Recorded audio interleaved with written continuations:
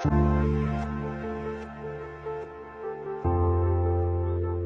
ngayon guys, nandito na kami sa Pastor and Drink Mitchap?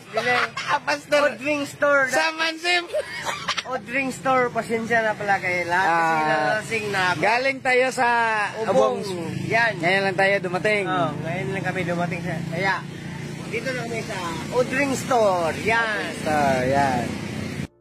Usap-usapan ng mga netizen ang ka-look-alike ni FPJ's Batang Quiapo lead actor-director na si Coco Martin mula sa vlog ni Lutong Kahoy mula sa Dalaguete, Cebu. Makikita sa vlog na talagang halos kamukhang kamukha ni Coco ang naturang lalaki na pwede nga raw ipasok na ka-double sa serye. Wish din ng mga netizen na magkaharap ang dalawa balang araw. Narito ang ilang